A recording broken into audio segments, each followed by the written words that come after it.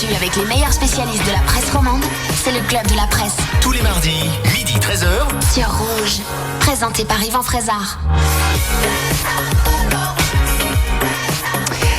Yvan Frézard est là, mais ça s'appelle la répartition des tâches, voire la parité. Oui, aujourd'hui je bois le café. Et je vous écoute avec grand plaisir. Alors ils sont venus, ils sont là pour évoquer les sujets qui font actuellement l'actualité. Justement, nouvelle édition du Club de la Presse en ce 2 mai. Je vous invite à écouter cet auditeur qui a un avis sur la question que je découvre en même temps que vous. On n'a pas de problème avec les Français. On a un problème avec les Français qui habitent en France et qui ont le salaire suisse et qui profitent entre guillemets du boulot des Suisses qui n'en ont pas aujourd'hui. Voilà, ça c'est moi par exemple. Je profite du salaire. Oui, moi j'habite en France et je prends un salaire suisse.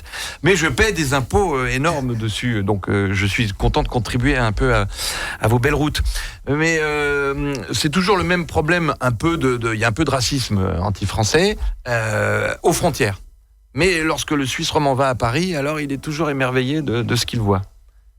Cette personne vous répond, c'est-à-dire qu'elle dit, mais moi, globalement, j'ai rien contre la culture française ou la France, mais des gens qui viennent ici travailler pour profiter de salaires plus élevés et peut-être enlever des places de travail ici, voilà, c'est l'éternel débat qui depuis des années...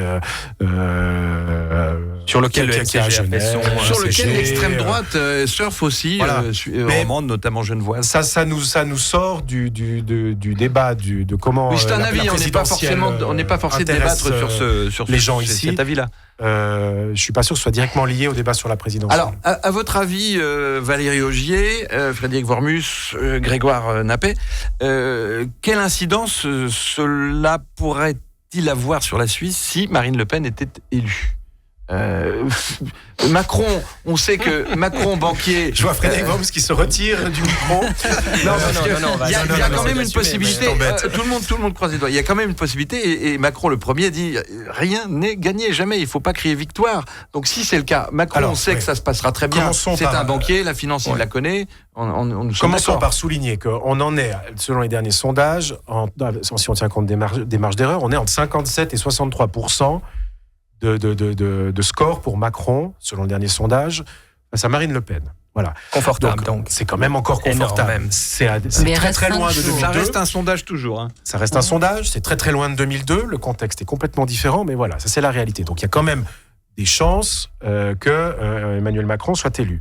Après, c'est pas les mêmes chiffres non plus que 2002 pour l'élection du Front National. C'est ce que je dis. On est pas non plus la même personne. C'est la fille de son père. C'est pas son père comme on avait. Même si elle renie son père, elle est tué le père pour y arriver. Absolument. Et Macron a épousé sa mère. Après, vous avez. Non, ça vous pouvez pas. Non, c'était la petite blague qui tournait. Je suis désolé. Oui, mais alors justement, ça, si je peux juste dire une fois, mais je le redirai la semaine prochaine s'il y a matière. Fatih Derder avait déjà tenté une petite glissade sur le sujet. De ça. Heureusement, Valérie Augier est là pour remettre les choses. Ça. Est-ce que si, dans les rédactions, mais en France, beaucoup, je veux dire, c'est une blague qui tourne, cette différence d'âge. C'est pas écrit. Mais justement, personne s'oppose à ça. Est-ce qu'on peut pas dire une bonne fois pour toutes, c'est hors sujet. Oui, mais la blague tourne encore. Mais Macron, on est en 2017. Macron, nous allons le traiter de bébé. Ça, c'est de l'humour. Voilà, c'est toujours la même chose. Alors, la base de l'humour, c'est un peu stigmatiser, souligner ce que. Je ne sais pas. Moi, ça me gêne aux entournures quand même. Bon, alors voilà, c'est dit. Frédéric Wormus est vraiment désolé. Non, c'était une blague. Non, il n'est pas désolé.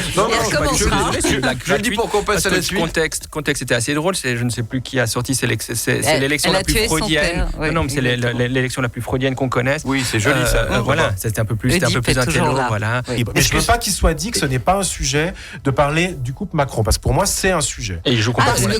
Oui, la différence d'âge, non. Mais elle existe quand même, cela dit. Faut pas l'occulter. J'aimerais qu'on écoute cet avis d'auditeur que je découvre en même temps que vous, parce qu'on n'a pas le temps de les écouter avant. Alors vous pouvez nous dire exactement ce que vous voulez.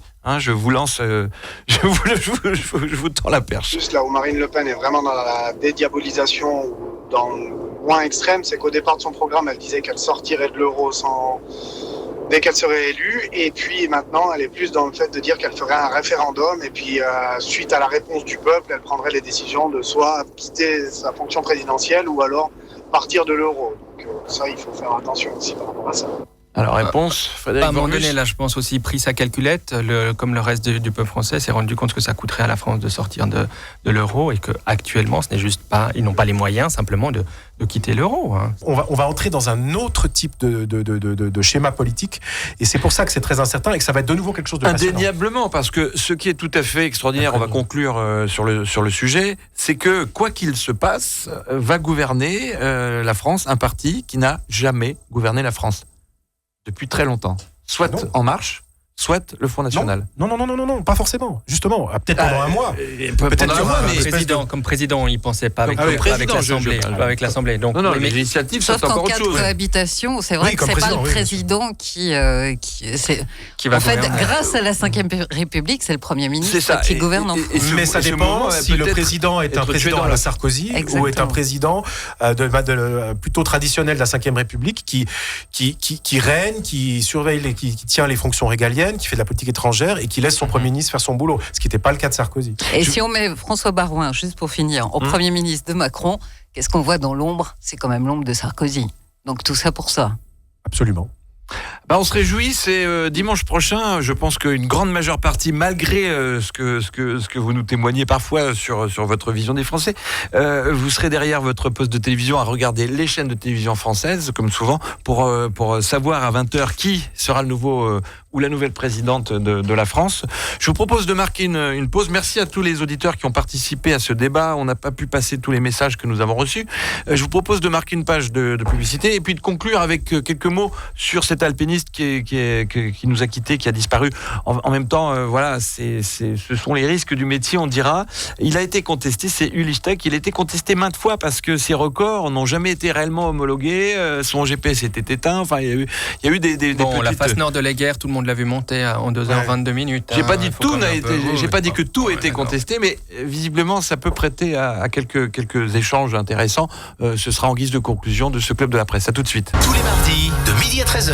Yvan Fraissard reçoit les meilleurs éditorialistes romans Rouge. pour décoder l'actualité de la semaine.